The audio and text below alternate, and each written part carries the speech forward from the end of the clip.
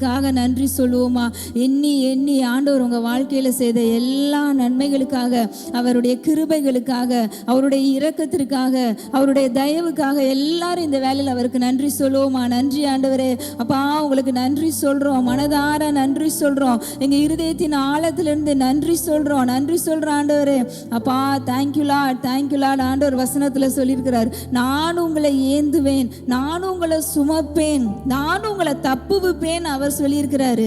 இன்னைக்கு எத்தனையோ நிறைய பேர் நீங்க கேட்டுட்டு இருக்கீங்க, எங்களுடைய பாரங்கள் சுமக்க முடியாத பாரமா இருக்கு, எங்களால தாங்க கூடாத பாரமா இருக்கு, எங்களுடைய திறமையினால அதை சுமக்க முடியலன்னு சொல்றீங்க. ஆண்டவர் சொல்றாரு, நான் உங்களை சுமப்பேன், நான் உங்களை தாங்குவேன், நான் உங்களை தப்புவிப்பேன் அவர் சொல்றாரு.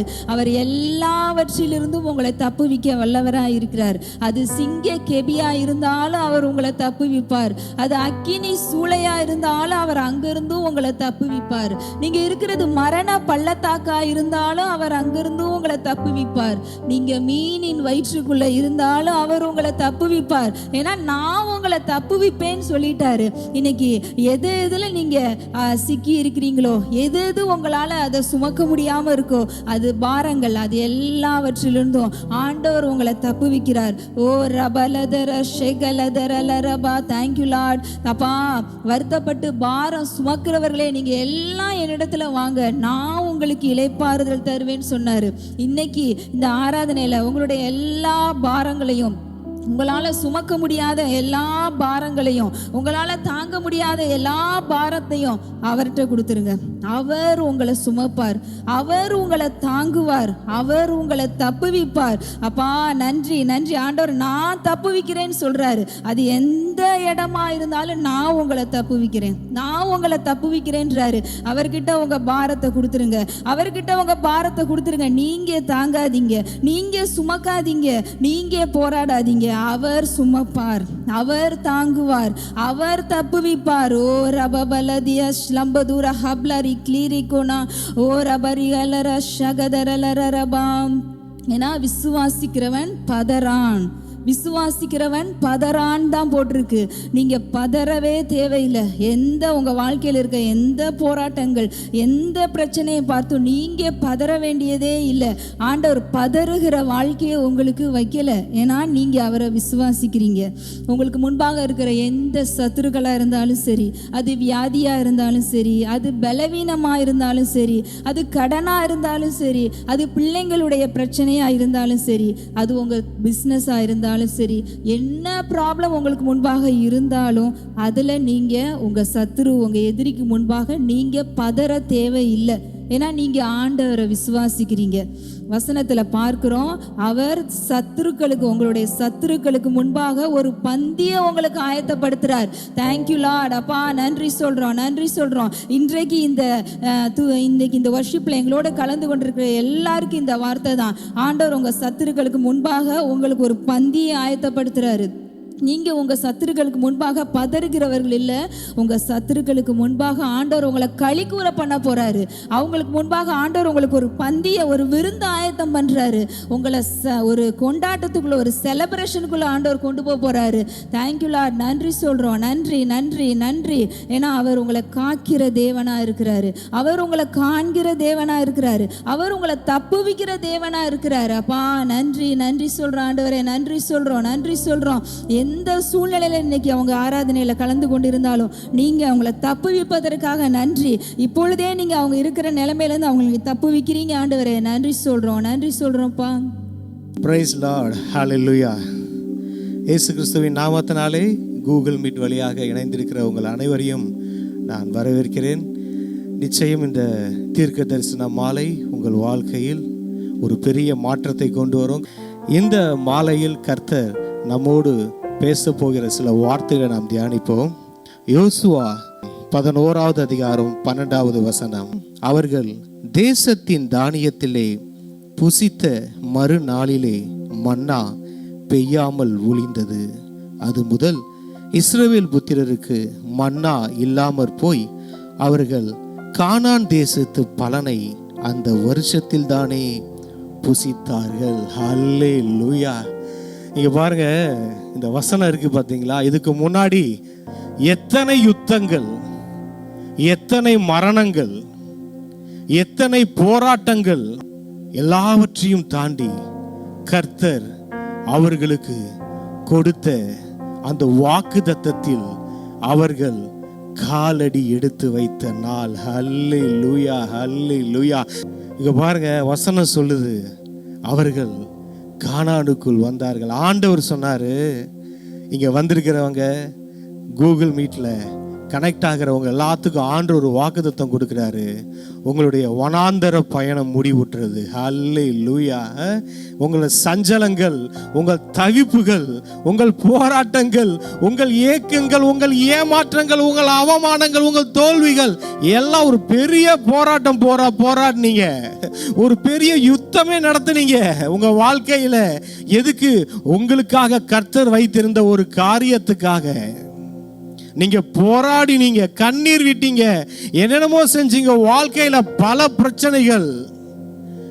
ஆனா ஒன்னு சொல்றேன், இந்த வசனம் சொல்லுது, கர்த்தர் அவங்களுக்கு சொன்ன இடத்துக்கு, வாக்குத்தத்தம் பண்ணப்பட்ட இடத்துக்கு அவர்கள் வந்து சேர்ந்தார்கள். அல்லேலூயா.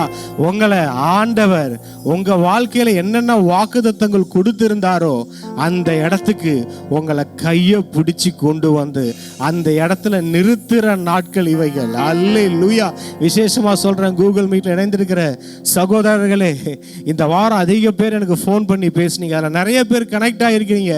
உங்களுக்கு சொல்றேன், ஆண்டவர் உங்களை கையை பிடித்து கானானுக்குள் கொண்டு வருகிற நேரம் இது. அல்லேலூயா. இங்க பாருங்க, அவர்கள் தேசத்தின் தானியத்திலே புசித்த மறுநாளிலே மன்னா பெய்யாமல் ஒளிந்தது.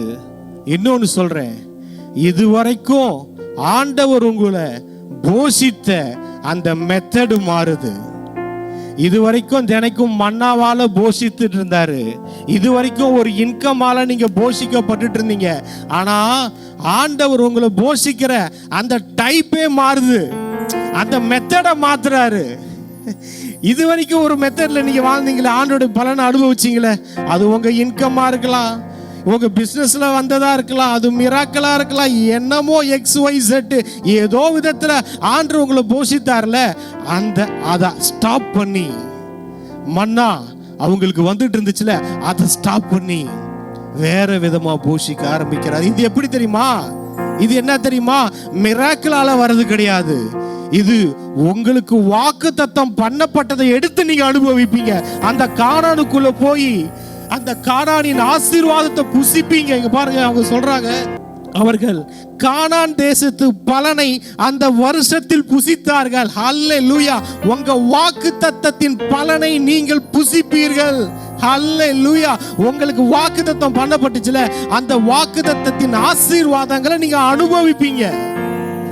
ஹல்லேலூயா, ஹல்லேலூயா. ஆண்டவர் ஒன்று சொன்னாரு, நான் அவங்கள போஷித்த விதத்தையே நான் மாத்த போறேன். டோட்டலா சேஞ்ச் ஆகுது. அவர் உங்களை, அவர் போஷித்த, அவர் உங்களுக்கு ப்ரொவைட் பண்ண அந்த மெத்தட, அந்த சிஸ்டமே மாறுதுங்க. டோட்டலா சிஸ்டம் மாறுது, வேற மாதிரி. இது என்னங்க, என்ன சிஸ்டங்க அப்படின்னு கேட்ட, அந்த வாக்குத்தத்தத்துல என்ன வந்துச்சு? பாலும் தேனும் ஓடுகிற தேசத்தை உங்களுக்கு தருவன ஆண்டவர் சொன்னார்ல, அந்த வாக்குத்தத்தத்தை, அந்த பாலை எடுத்து குடிப்பீங்க, அந்த தேனை எடுத்து புசிப்பீங்க. இது வரைக்கும் மிராக்கல்ல வாழ்ந்த அந்த டைம் முடிஞ்சு இப்ப பிளெஸிங்ஸ்ல வாழ்வீங்க. அந்த எதுக்காக? அதாவது மிராக்கல் எதுக்குன்னா, மிராக்கல்ஸ் எதுக்குன்னா அந்த ஆசீர்வாதத்தை சுதந்தரிக்க தான் மிராக்கல்ஸ். அந்த ஆசீர்வாதத்தை சுதந்தரிப்பதற்காக எத்தனை அற்புதங்கள், எத்தனை அதிசயங்களை ஆண்டவர் செய்தார். எகிப்தில் ஆரம்பிச்சு, அங்கிருந்து ஆரம்பிச்சாலே நம்ம பார்க்கிறோம், அங்கிருந்து ஆரம்பிச்சு இவங்களை கொண்டு வந்து சேர்க்கிறதுக்கு எவ்வளவு மிராக்கல்ஸை பண்ணி கொண்டு வந்தார். எதற்காக கொண்டு வந்தார்? அவர்களுக்கு வாக்குத்தத்தம் பண்ணியிருக்கேன், அவங்களுக்கு ஒரு வாக்கு கொடுத்திருக்கிறேன், அந்த வாக்கை நான் நிறைவேற்றி அந்த தேசத்தில் அவங்களை கொண்டு வந்து வைப்பேன், அந்த வாக்குத்தத்தத்தை நிறைவேற்றுவேன். அல்லேலூயா. அந்த ஆசீர்வாதத்துக்குள்ள அவங்களை பிரவேசிக்க செய்வேன். அந்த ஆசீர்வாதத்துக்குள்ள உங்களை கொண்டு போவாரு. அவங்களுக்கு தெரியும் என்ன காணான்றது, உங்களுக்கு தெரியும். உங்க கானான் எது, உங்களுக்கு கொடுக்கப்பட்ட வாக்குத்தத்தம் எது, உங்க மேல வச்சிருக்கிற அபிஷேகம் எது, உங்க மேல இருக்கிற அழைப்பு எது, அது உங்களுக்கு தெரியும். அதை நோக்கி தான் எல்லாம் டிராவல் பண்ணிட்டு இருக்கீங்க. ஆண்டவர் சொல்றாரு அதுக்குள்ள உங்களை கொண்டு போறாரு. அது மாத்திரம் இல்ல, கானானுக்குள்ள போய் கானானின் ஆசீர்வாதங்களை நீங்க அனுபவிப்பீங்க. ஹல்லேலூயா, ஹல்லேலூயா. இங்க பாருங்க, நம்ம வேதத்துல பார்ப்போம், இவங்க கானான் தேசத்துக்குள்ள வரத்துக்கு முன்னாடி மோசே தன் கைகளை உயர்த்தி கொண்டிருந்தார். மோசே தன் கைகளை உயர்த்தி கொண்டிருந்தார். அப்போ இஸ்ரவேல் ஜனம் ஜெயிச்சாங்க. ஆனா அவர் கைகள் தளர்ந்த போது ஆரோனும் ஊரும் வந்து அவருக்கு ஹெல்ப் பண்ணாங்க. அவர் கை உயர்த்தப்பட்டிருக்கும் போது அங்க வெற்றி இருந்தது. அப்புறம் பார்க்கிறோம், யோசுவா அவர் ஈட்டிய நீட்ட சொன்னார். ஆயி பட்டத்துக்கு நேரா நீட்டுப்பா. ஏதோ ஒரு மேன் ஆஃப் காடு அங்க சஃபர் பண்ணும்போது ஆண்டவருடைய பிள்ளைகள் ஜெயிச்சுக்கிட்டு இருந்தாங்க. ஈட்டிய நீட்டுப்பா, ஆயி பட்டணத்துக்கு நேரா நீட்டு ஜோசுவா அப்படின்ன இவர் ஈட்டிய தூக்கி அந்த பட்டணத்துக்கு நேரா நீட்டுறாரு. ஈட்டி எவ்வளவு வெயிட். அவர் சஃபர் பண்ணும்போது ஒரு கூட்டம் என்ஜாய் பண்ணிச்சு, போய் ஜெயிச்சுது, கொள்ளையடிச்சது, ஆசீர்வாதங்களை சுதந்திரிச்சது, தேசங்களை சுதந்திரிச்சது. அதே மாதிரிதான் அந்த யோர்தான் நதியில ஆசாரிகள், பிரதான ஆசாரியர்கள் அந்த உடன்படிக்கை பெட்டியை தூக்கிட்டு நிற்கும் போது அவங்க சஃபர் பண்ணிட்டு இருக்காங்க. கிட்டத்தட்ட அந்த உடன்படிக்கை பெட்டியோட வெயிட் 2000 கிலோ இல்லை 3000 கிலோ கிட்ட இருக்குன்னு சொல்றாங்க. அவங்க அதை சஃபர் பண்ணும்போது 40,000 காலாட்கள் அந்த யோர்தானை கடந்து போனாங்க. ஆனா ஒன்று சொல்றேன், இன்னைக்கு யாரும் சஃபர் பண்ண வேண்டிய அவசியம் இல்லை. எப்படி மோசே தன் கைகளை உயர்த்தின போது ஜெயித்தாங்களோ, யோசுவா அவர் கையை உயர்த்தின போது ஜெயித்தார்களோ, யோர்தான் நதியில பிரதான ஆசாரியர்கள் அந்த உடன்படிக்கை சுமந்து கொண்டிருக்கும் போது இவர்கள் யோர்தானை கடந்து போனார்களோ, அந்த மாதிரி ஒரு ஆசீர்வாதத்துக்கு ஒவ்வொருத்தவங்க கஷ்டப்படுறது இல்லைங்க. நம்ம ஆண்டவராகிய இயேசு கிறிஸ்து நமக்காக சிலுவையிலே உயர்த்தப்பட்டார். அல்லேலூயா. இன்னைக்கு என் ஆசீர்வாதத்துக்காக நான் கஷ்டப்படணுமா பிரதர்? நான் யுத்தம் பண்ணணுமா பிரதர்? நான் ஃபைட் பண்ணணுமா பிரதர்? நான் போராடணுமா பிரதர்? நான் உபவாசம் கூட இருக்கணுமா பிரதர்னா தேவையே இல்லை. நீங்க கண்ணீர் வடிக்கணும்னு அவசியம் கிடையாது. நீங்க கஷ்டப்படணும்னு அவசியம் இல்லை. நம்ம கஷ்டப்படக்கூடாதுன்றதுக்காக தான் அவர் கஷ்டப்பட்டார். நம்ம போராட வேணான்றதுக்காக தான் சிலுவையில அவர் போராடினார். நம்ம யுத்தம் செய்ய வேணான்றதுக்காக தான் சிலுவையில அவர் நமக்காய் யுத்தம் செய்தார். யுத்தம் செய்து அவர் நமக்காய் ஆசீர்வாதங்களை சுதந்தரித்தார். அல்லேலூயா. இன்னைக்கு கானான் தேசத்துக்குள்ள போறதுக்கு அவங்கெல்லாம் பெரிய யுத்தத்தை செஞ்சாங்க. அது அவங்க இழந்த இழப்புகள், பண்ண தியாகங்கள் என்ன தெரியுமா? இன்னைக்கு அந்த தியாகங்களை நம்ம பண்ணவே வேணாம். கிறிஸ்து இயேசுவுக்குள்ள வாக்குத்தத்தங்கள் எல்லாம் ஆம் என்றும் ஆமென் என்றும் இருக்கிறது. அல்லேலூயா. ஒரு வாக்குத்தத்தம் இல்ல, கானானை சுதந்தரிக்கிற ஒரு வாக்குத்தத்தம் மாத்திரம் அல்ல, இந்த வேதத்தில் இருக்கிற எல்லா வாக்குத்தத்தங்களும் எல்லா ஆசீர்வாதங்களும் கிறிஸ்துவுக்குள் இருக்கிறது. அது படிப்போம். 2 கொரிந்தியர் 1:20. எங்களால் தேவனுக்கு மகிமை உண்டாகும்படி தேவனுடைய வாக்குத்தத்தங்கள் எல்லாம் இயேசு கிறிஸ்துவுக்குள் ஆம் என்றும் அவருக்குள் ஆமென் என்றும் இருக்கிறதே. அல்லேலூயா. நான் சொல்றேன் கேட்டுக்கோங்க, உங்க கானானுக்காக, உங்க வாக்குத்தத்தத்துக்காக நீங்க யுத்தம் பண்ண போறது கிடையாது. உங்களுக்கு ஆண்டவர் வச்சிருக்கிற ஆசீர்வாதங்களுக்காக நான் ஃபைட் பண்ணணுமான்னு கேட்டீங்கன்னா ஃபைட் பண்ண வேணாம். எனக்கு ஆண்டவர் வச்சிருக்கிற ஆசீர்வாதங்களுக்காக நான் உபவாசம் இருக்கணுமா? உபவாசம் இருக்க வேணாம். எனக்கு ஆண்டவர் கொடுத்திருக்கிற எல்லா காரியங்களுக்காகவும் நான் ஏதாவது செய்யணுமா பிரதர் கேட்டா நீங்க எதுவும் செய்ய வேணாம். ஒண்ணே ஒண்ணு வசனம் என்ன சொல்லுதுன்னா, எல்லா வாக்குத்தத்தங்களும் ஆண்டவர் என்னமா பண்ணார் சிலுவையில? ஆண்டவர் என்ன பண்ணாரா சிலுவையில? எல்லா வாக்குத்தத்தத்துக்கும் எஸ் எஸ் எஸ் எஸ், ஆம் ஆம் ஆம் அப்படின்னு போட்டு அந்த வாக்குத்தத்தத்தை கிறிஸ்துவுக்குள்ள வச்சுட்டாரு. அந்த கிறிஸ்து இன்னைக்கு நமக்குள்ள வாழ்ந்து கொண்டிருக்கிறார்.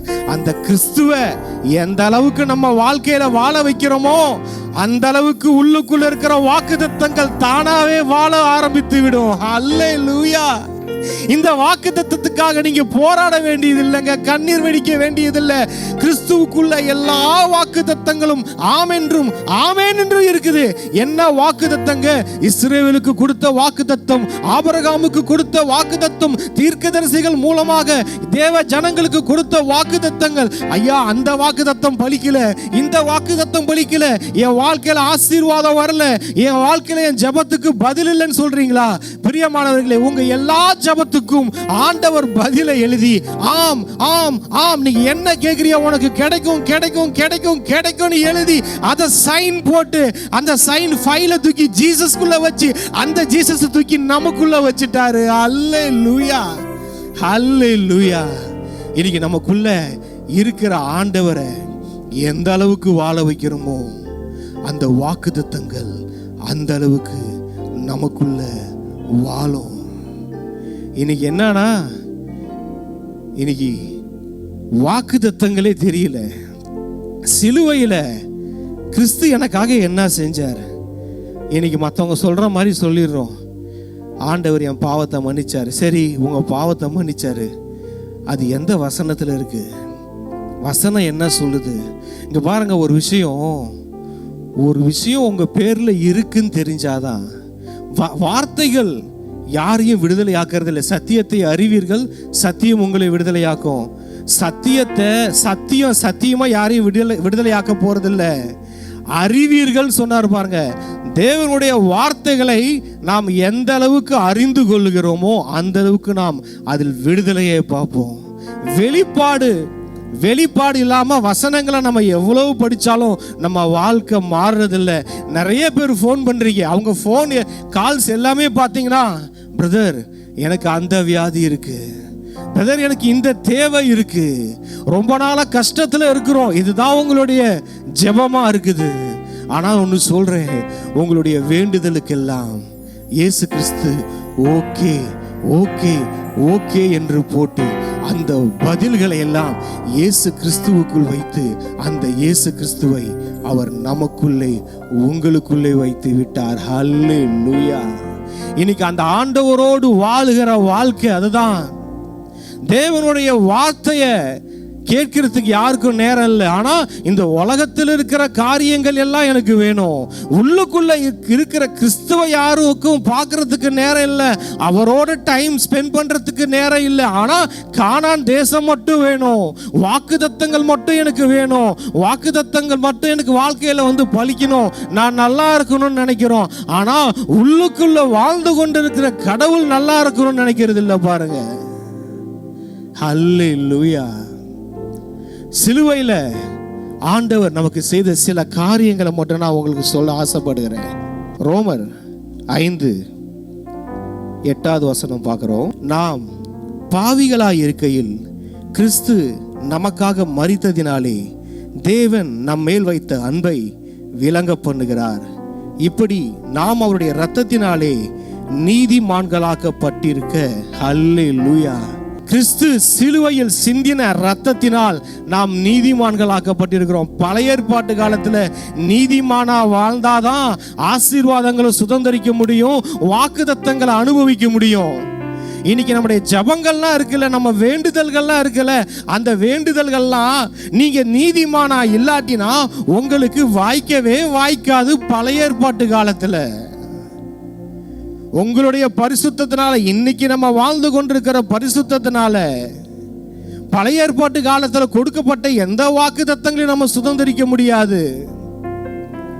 கிறிஸ்து சிலுவையில் நம்மை அவர் நீதிமானாய் மாற்றியிருக்கிறார். நமக்குள்ள வேணும். முதல்ல இந்த சங்கதியை, இந்த செய்தியை மற்றவர்களுக்கு சொல்வதற்கு முன்பாக நாம் நமக்கே சொல்லணும். என் ஆத்துமாவே, என்னுடைய சிந்தனையே, உனக்கு ஒன்று தெரியுமா? இயேசு உனக்காக சிலுவையில் மரித்ததினால் நீ நீதிமானாய் இருக்கிறாய். ஹல்லேலூயா. நீ நீதிமானாய் இருப்பதினால் அவர் சிலுவையில் சம்பாதித்த எல்லா ஆசீர்வாதங்களையும் அவர் உனக்குள்ளே வைத்திருக்கிறார். ஹல்லேலூயா. அவர் சிலுவையில் மரித்ததினால் நீ பரிசுத்தமாய் இருக்கிறாய். ஆகையால் நீ பரிசுத்தமாய் இருப்பதினால் சகல வாக்குத்தத்தங்களும் நீ எதற்காக ஏங்கிக் கொண்டிருக்கிறாயோ, கதறி கொண்டிருக்கிறாயோ, எதற்காகலாம் புலம்பிக் கொண்டிருக்கிறாயோ, அந்த எல்லா வாக்குத்தத்தங்களையும் அவர் உனக்குள்ளே வைத்திருக்கிறார். ஹல்லேலூயா. பாருங்க, அடுத்தது நம்ம பார்க்கிறோம், நாம் தேவனுக்கு சத்துருக்களாய் இருக்கையில் அவருடைய குமாரனின் மரணத்தினாலே அவருடனே ஒப்புரவாக்கப்பட்டோமானால் ஒப்புரவாக்கப்பட்ட பின் நாம் அவருடைய ஜீவனாலே ரட்சிக்கப்படுவது அதிக நிச்சயமாமே. ஹல்லேலூயா. இங்க பாருங்க, நம்மலாம் சத்துருக்களா இருந்தோம், துரோகிகளா இருந்தோம், விரோதிகளா இருந்தோம். அப்பவே அவர் தன் ஜீவனை கொடுத்து நமக்காய் மரித்து இன்னைக்கு நம்ம அவர் பிள்ளையா மாற்றிட்டாரு. இந்த சூழ்நிலையில இப்ப ஒப்புரவு ஆகிட்டோம். ஒப்புரவு ஆனதுக்கு அப்புறம் நமக்கு கிடைக்க வேண்டியது அந்த கிடைக்கிற வாக்குத்தத்தங்கள்லாம் அதிக நிச்சயம். அல்லேலூயா. இது என்ன சொல்ல வரனா, தயவு செய்து யாரும் குருட்டுத்தனமா இயேசு என் பாவத்தை ரட்சிட்டாரு, இயேசு என்ன நீதிமான் ஆக்கிட்டாரு, என் பாவங்கள்லாம் கழுவிப்பட்டுருச்சு அப்படின்னு ஏதோ மனம் போகிற போக்கில் யாரோ சொல்றதை கேட்டுட்டு வாழாதீங்க. வசனத்தை எடுங்க. இயேசு எனக்கு ஏன் மரிச்சாரு, இயேசு எனக்கு ஏன் உயிர்த்தாரு, அவர் சிலுவையில மரித்ததுனால எனக்கு என்னென்ன ஆசீர்வாதம் வந்திருக்கு, அவர் இயேசுவின் ரத்தம் சகல பாவங்களையும் நீக்கி நம்மளை சுத்திகரிக்குதுன்னு சொல்லுது. அப்ப என் வாழ்க்கைய அவர் முழுவதும், என் வாழ்க்கையில் இருக்கிற எல்லா பாவத்தையும் அவர் நீக்கி சுத்திகரிச்சிருக்கிறாரு. அந்த வார்த்தை உங்களுக்குள்ள வேலை ஊழியம் செய்யணும். பாருங்க, இப்ப கர்த்தர் நல்லவர் என்பது ருசித்து பாருங்க. கர்த்தர் நல்லவர் என்று ருசித்து பாருங்க. வசனம் என்னமா சொல்லிடுச்சு, அவர் என்னமா சொல்லிட்டாரு, நீ டேஸ்ட் பண்ணி பாருன்ட்டாரு. நீங்க யாருமே டேஸ்ட் பண்ணாம சொல்ல வேணாம் கர்த்தர் நல்லவர் என்று. அவரே சொல்லிட்டாரு, நீ டேஸ்ட் பண்ணாம சொல்லாத கர்த்தர் நல்லவர் என்று. கர்த்தவர் நல்லவர் என்று ருசிச்சு பாரு. முதல்ல நீ டேஸ்ட் பண்ணு, நீ டேஸ்ட் பண்ணிட்டு சொல்லு. இப்ப கல்யாணம் பண்ண போறீங்க, ஒரு பொண்ணோ பையனோ, அந்த பொண்ணு நல்ல பொண்ணா, அந்த பையன் நல்ல பையனா டெஸ்ட் பண்ணுவீங்களே? நீங்க கர்த்தர் நல்லவரா என்று டெஸ்ட் பண்ணி பாருங்க, எடுத்து பாருங்க. வேதத்துல சிலுவையில அவர் செய்ததுக்கான காரியங்கள் என்னென்ன செஞ்சார், சிலுவையில என் லைஃப்ல என்னென்ன பண்ணாரு, அதனால நான் அடைஞ்ச அனுபவம் என்ன, இன்னைக்கு நடந்த காரியம் என்ன தெரியுமா? அந்த கானான் வாழ்க்கைக்காக, அந்த ஏதேன் தோட்ட வாழ்க்கைக்காக ஒரு கூட்டம் போராடியது, யுத்தம் செய்தது. எத்தனையோ பேர் மரித்தார்கள், எத்தனையோ பேருடைய தியாகம், எத்தனையோ பேர் ரத்தம் சிந்தப்பட்டு அவங்க அந்த கானான் தேசத்துக்குள்ள வந்தாங்க. ஆனா அது எல்லாவற்றையும் இயேசு கிறிஸ்து சிலுவையில நம் ஒருவருக்காக, உங்க ஒவ்வொருவருக்காக அவர் சிலுவையில் செய்து முடித்தார். இன்னைக்கு நம்ம போய் போராட வேண்டிய அவசியம் இல்லை. அதை தான் நான் சொல்ல வரேன். இன்னைக்கு நம்ம யுத்தம் பண்ண வேண்டிய அவசியம் இல்லை. கிறிஸ்துவுக்குள்ள எல்லா வாக்குத்தத்தத்தையும், இப்போ ஒரு ஃபைல் இருக்குன்னு வச்சுக்கோங்களேன், உங்க வாக்குத்தத்தங்களுக்கு எல்லா 1-2 வாக்குத்தத்தம் இல்லை. வேதத்துல பார்க்கிறோம், ஒரு தீர்க்கதரிசிக்கு ஒரு வாக்குத்தத்தம் இருக்கும், ஒரு ராஜாக்கு ஒரு வாக்குத்தத்தம் இருக்கும். ஆனா பிதா என்ன பண்ணார் தெரியுமா? இருக்கிற எல்லா வாக்குத்தத்தத்தையும் எடுத்து எல்லாத்துக்கும் எஸ் எஸ் எஸ் எஸ்ன்னு போட்டு சைன் பண்ணி அதுக்கு சீல் அடிச்சு எல்லா வாக்குத்தத்தங்கள் எடுத்து கிறிஸ்துவுக்குள்ள வச்சுட்டாரு. அந்த கிறிஸ்து இன்னைக்கு நமக்குள்ள இருக்கிறாரு. திரும்ப சொல்றேன், அந்த கிறிஸ்துவ உள்ள இருக்கிற தெய்வத்தை எந்த அளவுக்கு வாழ வைக்கிறீங்களோ, உள்ள இருக்கிற வாக்குத்தத்தங்கள் தானா வாழும், தானா வாழும். அந்த வாக்குத்தத்தங்கள்லாம் உங்களை பார்த்து சொல்லும். எப்படி தெரியுமா இருக்கதான்? ஆம் ஆம். அந்த வாக்குத்தத்திட்ட போயிட்டு, ஏ வாக்குத்தத்தம், நீ இந்த மாதிரி இருக்கே, நீ அறியாததும் நீ உனக்கு எட்டாததுமான பெரிய காரியங்களை செய்வன் இருக்கே, வாக்குத்தத்தம் எனக்கு அப்படி நடக்குமா அப்படின்னு அந்த வாக்குத்தத்தம் என்னமா சொல்லும்? ஆம் நடக்கும், ஆம் எஸ் உனக்கு கிடைக்கும். என்ன வாக்குத்தத்தம்? நீ எதையுமே நடக்காதுன்னு சொல்ல மாட்டியா? இல்ல, சொல்ல மாட்டேன்.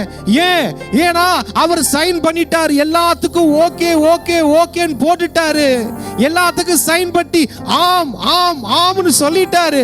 உன் வாழ்க்கையில நீ எதுக்கும் கவலைப்பட வேண்டிய அவசியமே இல்லை. உன் வாழ்க்கையில நடக்க வேண்டியது சரியான நேரத்துல நடக்கும். கிடைக்க வேண்டியது சரியான நேரத்துல கிடைக்கும். அதுக்காக நீ புலம்ப வேணாம். அதுக்காக நீ கதற வேணாம். அதுக்காக யுத்தங்கள் சண்டைகள் வேணாம். அழகா அவரோட வாழு. உள்ள இருக்கிறவரை பாரு. அவரோட கை கோத்து வாழு. அவரோடு வாழ வாழ வாழ வாழ உங்களுக்குள்ள இருக்கிற வாக்குத்தத்தங்கள் தானா வாழ்றத பார்ப்பீங்க. உங்க வாழ்க்கையில ஏதாவது தேவைன்னு பார்த்து ஏங்க மாட்டீங்க.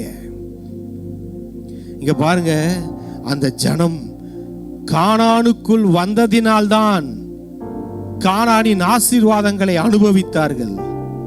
கானானின் ஆசீர்வாதங்களை புசித்தார்கள். கானானுக்கு வெளியே இருந்தா கானானை பார்த்துக்கிட்டு தான் இருக்கலாம். கானானை அனுபவிக்க முடியாது. கிறிஸ்துவுக்கு வெளியே இருந்தீங்கன்னா ஆசீர்வாதங்களை பார்த்துக்கிட்டு தான் இருப்பீங்க. ஆனா கிறிஸ்துவுக்குள்ள வந்துட்டீங்க, ஆசீர்வாதங்களை அனுபவிக்க ஆரம்பிச்சிருவீங்க. ஏன் பிரதர் என் வாழ்க்கையில இன்னும் ஆசீர்வாதங்களை அனுபவிக்க முடியலனா எங்க நிக்கிறீங்க? பிரதர் சிஸ்டர், கிறிஸ்துவுக்குள்ள நின்னீங்கன்னா நீங்க எங்க திரும்ப நிக்கிறீங்க? உங்களை சுத்தி எல்லா வாக்குத்தத்தங்களும் எப்பா நான் வரேன்ப்பா, எப்பா நான் வரேன், நான் இப்போ வரேன், போட்டி போட்டு நான் வரேன். ஏய் நீ முன்னாடி போகாத, ஏய் நீ பின்னாடி வராத, நான் அடுத்தது நான் தான் போவேன். எல்லா வாக்குத்தத்தங்களும் உங்கள் வாழ்க்கையில் போட்டி போட்டுக்கொண்டு முந்தி கொண்டு வரும். நான் வரேன், நான் வந்து பொழிக்கிறேன் வரும். ஐயா அந்த வாக்குத்தத்தம் கிடைக்காதா, இந்த வாக்குத்தத்தம் கிடைக்காதா, என் வாழ்க்கையில நல்லது நடந்துராதா? கடவுள் கண்ணை திறக்க மாட்டாரா? கடவுளுக்கு கண் இல்லையா? கடவுளுக்கு காது இல்லையான்னு கேட்க வேண்டிய அவசியம் இல்ல. ஆட்டோமேட்டிக்கா நடக்குங்க. கிறிஸ்துவோடு வாழுகிற வாழ்க்கை. நிறைய பேர் வாழ்க்கை எப்படி தெரியுமா இருக்கு? மற்றவங்க காணான சுதந்திரிக்கிறத பார்த்து வாழ்ந்துகிட்டு இருக்கீங்க. ஐயோ அவங்க சுதந்திரிச்சிட்டாங்க பிரதர், அவங்க நல்ல லைஃப் வாழ்றாங்க பிரதர். நான் தான் பிரதர் பார்த்துக்கிட்டே ஏங்கிக்கிட்டே இருக்கிற மற்றவங்க வாழ்க்கையை. என் வாழ்க்கை அப்படி இல்லைன்றீங்களா? பிரதர் அண்ட் சிஸ்டர், நான் சொல்றேன், கிறிஸ்துவுக்குள்ள வாங்க, கானானுக்குள்ள வாங்க. கானானுக்குள்ள போனாதான் கானானின் ஆசீர்வாதங்களை சுதந்திரிக்க முடியும். அன்னைக்கு இந்த கானானுக்குள்ள வருவது ஒரு பெரிய போராட்டம். வாக்குத்தத்தம் பண்ணப்பட்டவங்க கூட அதை இழந்துட்டாங்க, சுதந்திரிக்க முடியல. ஆனா நீங்க கிறிஸ்துவுக்குள்ள வரும்போது ஒரு வாக்குத்தத்தம் இல்லைங்க.